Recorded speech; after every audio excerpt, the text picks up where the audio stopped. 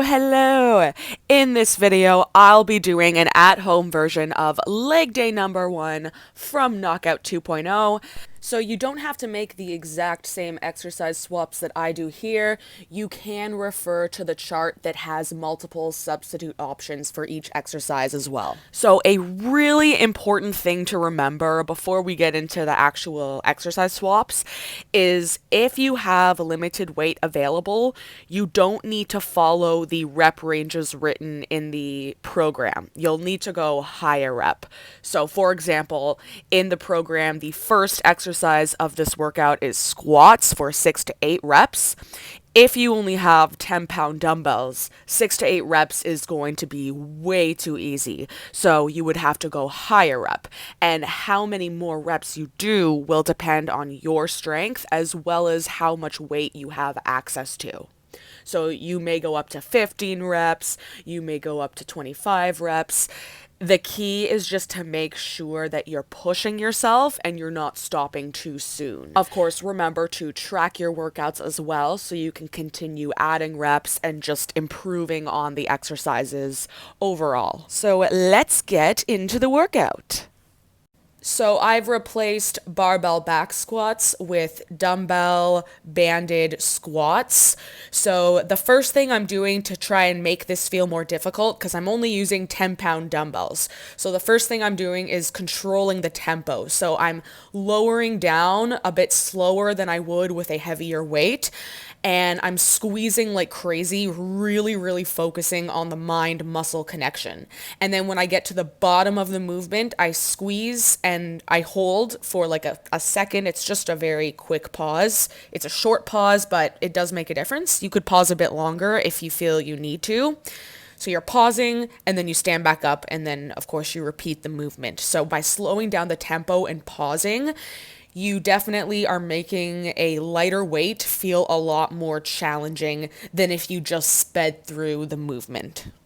Okay, so the next thing that you can do to make this exercise feel more difficult is really focusing on pushing your knees out against your resistance band. So this is just another form of resistance to make the exercise feel more difficult, another thing for you to push against. You can also, if you have multiple sets of bands, if you wear 2 resistance bands, that is also going to make it a lot tougher. So of course, in setup deadlifts, you could just do dumbbell Romanian deadlifts, but if you're not feeling challenged enough because you're limited with your weight, you can do a more difficult variation. So one option would be B stance Romanian deadlifts. So this is kind of like doing a single leg variation. You just have a little bit of extra. You're basically just using your back leg for a bit of extra balance, but you're thinking about putting most of your weight on your front leg and then just really focusing on dropping your weight through your front heel. The B stance may feel a little bit weird at first, so just experiment how exactly you like your foot positioning. You could put your back foot a little bit further back, just kind of play around with it. So of course you want to really focus on the mind-muscle connection and the control as well. So I'm really squeezing on my way down, focusing on the hamstrings and the glutes, and then I'm standing back up and doing my next rep. And when you're doing this exercise, always remember that it's a hip hinge movement. And what that means is that you're not focusing on going up and down as if this were a squat. You're focusing on pushing your hips back and allowing your knees to lightly bend.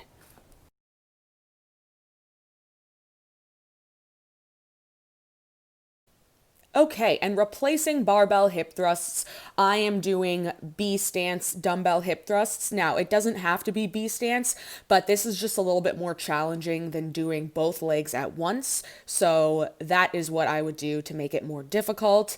The band doesn't actually make a massive difference here because you can try to push out against it a little bit, but it's not a thing that's going to make the exercise massively harder.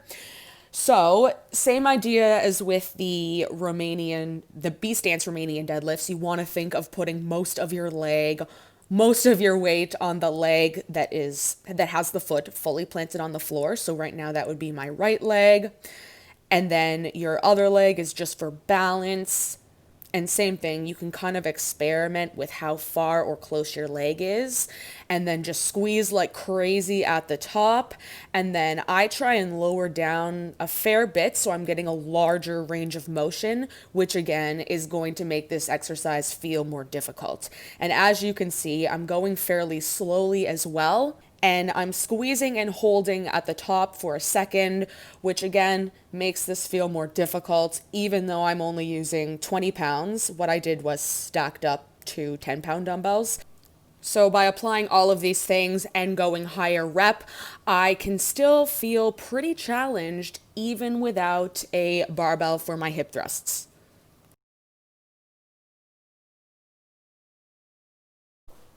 Okay, so here I am doing deficit reverse lunges. Even if you have no weight at all, the increased range of motion makes this exercise quite a bit more difficult. And of course, you could do this on stairs. You don't have to have like a specific little platform like I have.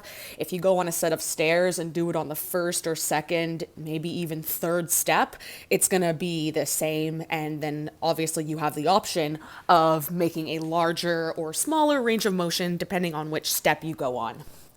And again, the common theme here is making sure it's super controlled, and I'm really doing that whole mind muscle connection. So what I'm doing is on the way down, I'm keeping that controlled, and then I'm focused on just sinking my weight into my front heel. And as I'm stepping down, I slightly lean my upper body forward, and this just pushes the weight more into my front heel. And what that does is allows me to feel the movement more in my glutes. So if you're trying to feel your glutes, focus on that. Of course, your back always needs to be straight, but a slight lean forward can put a little bit more emphasis on the booty.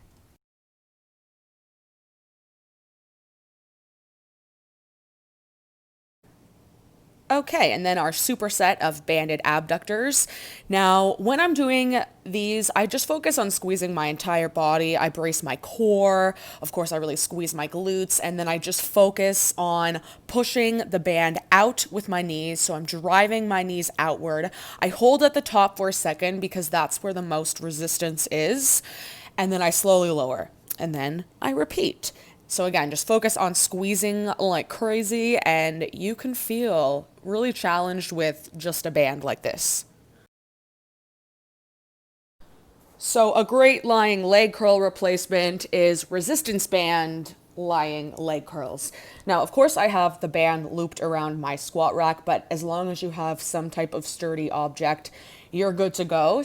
Like all long resistance band exercises, the further you stretch the band, like the further you pull out against it, the harder it's going to be. So the further I go away from my squat rack, the more the band is going to be resisting against me.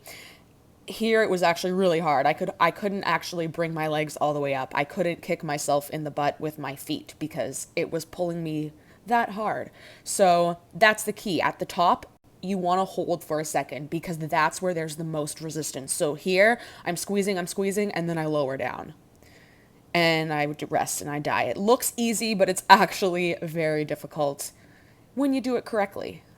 Something you want to pay attention to is making sure that your hips stay on the ground. You can actually see in some parts, mine, they slightly raise. That should not happen. You want them to stay against the ground because if you're letting them raise up, you're kind of just cheating in the movement. So that should not be happening. As long as your band allows you to, you can also raise your legs up further than I did. Like I mentioned earlier, you could basically kick your butt with your heels, but my band was literally like I was dying. I could not bring them back that far. So my hamstrings though, they were screaming. So yeah, this is an awesome option. You may have to just play around with it a little bit. It is a little bit annoying to get into, I'm not gonna lie, but once you do it, it's killer. Okay, so dumbbell, quadruped, kickback. Now, the key here is to really hold at the top. It almost looks like I'm doing a pulse at the top. That's not really intentional. That's just me squeezing and thinking about staying up for like 1 to 2 seconds. And I just sometimes if you look really closely, it kind of looks like I do a little pulse. So yeah, and if you also look here, you can kind of see I'm kind of shaking a little bit, and that's because I'm really bracing my entire body, really squeezing and controlling the movement. The other key thing here is kicking up pretty high. So basically I kick up, like I lift the dumbbell up as high as I can without my back moving. Of course, if your back is starting to arch, stop. That's nope, don't do that. You need to keep your back flat. But as long as your back is flat, just move up as high as you can. You'll really kind of feel it in your upper glute.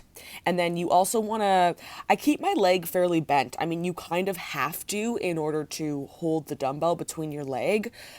But for me, I feel just like this cool glute squeeze when I have that bend. So try it out, really hold at the top, focus on keeping your back straight and your whole body in line with the floor. And you are going to have a killer dumbbell kickback.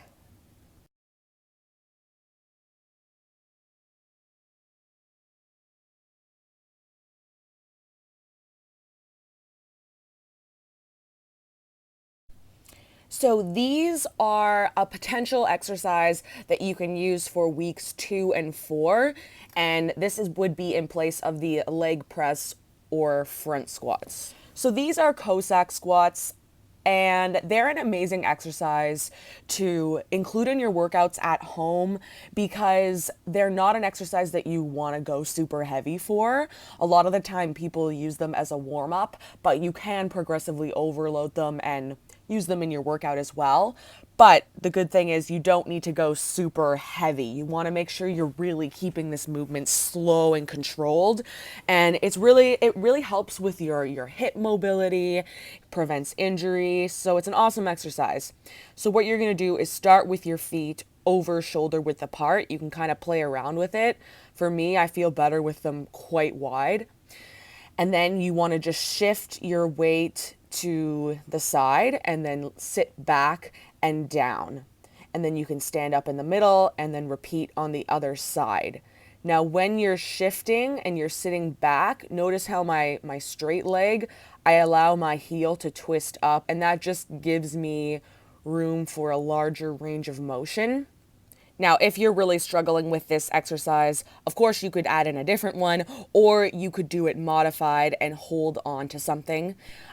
And then one extra tip is that holding the weight in front of you, like don't be scared to try this with a dumbbell, a light dumbbell, because it actually makes it easier because it helps you balance. It counterbalances the movement. So, because I know I saw this movement and I was like, oh my gosh, a dumbbell with that, but it doesn't make it harder. It actually just kind of helps you. So just don't use one too heavy and you're good to go. And definitely don't rush into this next movement, this next variation. But over time, as you become a pro at this exercise, you can progress to an overhead variation. And this is a lot more difficult for your balance. It's a lot more difficult too, because keeping the weight overhead, that requires some back flexibility. So it's honestly killer even with like a lightweight. So there's a lot of ways to improve with this exercise, making it a excellent at home movement.